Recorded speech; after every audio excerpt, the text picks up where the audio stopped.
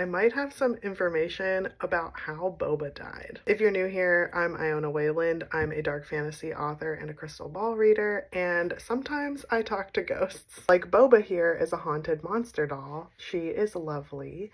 A very quick recap of her backstory and why what I found is so interesting is that she was an enslaved girl and died in 1860 Brazil. She got in an argument with her mother. I'm not sure what that means, if it was someone who was persecuting her or someone she was told to call mother, or if it was her biological mother. I'm not sure what happened, but she ran away on a bike. And when she went away on this bike, she fell down a ravine, or she like crashed into a rock and fell down a ravine, and she passed away that way. Something that's very interesting though is that the bicycle was not created until quite a bit later. It was made in Europe. It hadn't gone to South America yet.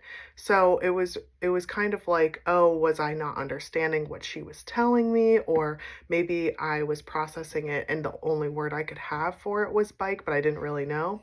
But something that I find interesting, this article that says 200 years since the father of the bicycle, Baron Karl von Drais, invented the quote running machine.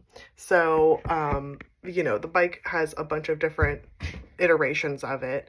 And so I think that like it can look very different depending on what like evolution of the bicycle was there. Okay, wait. So according to this article, the von Drais family had already fled the French Revolution army, and they had their reputation ruined in 1819 when Drais Sr., who was a judge at the time, refused to pardon a student accused of murdering an anti-revolutionary playwright. So I think that's very dramatic. There's a lot going on here. But Karl von Drais, the one who created the bicycle, actually fled to Brazil to avoid persecution, and he didn't move back until 1827 when his father became ill because his seizure disorder got worse. So there's a whole lot of history behind the bicycle. Also, anytime you look up like who invented the bicycle, a bunch of different people come up. But I find it very interesting that Drais, or if I'm not saying it correctly, I keep fighting my South American heritage and saying like Drais, but that's not how you say his last name, I'm almost positive.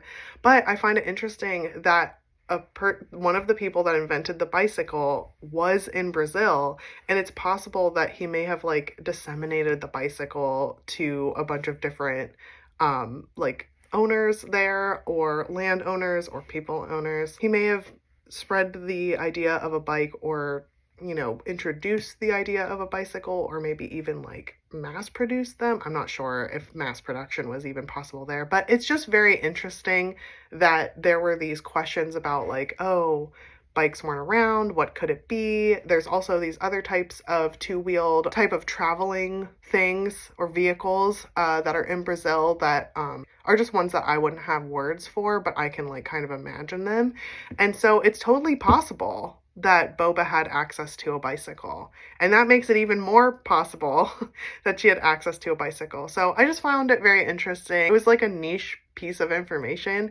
A couple folks sent that to me before, but I wanted to dig into it a little bit more just to see what was going on. But I find it very fascinating that a lot of what Boba's saying is true, even though there's a bit more than 160 years between the time she died and modern day. But yeah, thanks for listening to that little caveat of interesting information. Best case, it explains more about her history and will help her process her death. Worst case, you learned a fun fact about bicycle history, I guess. Bye. Give a crooked smile.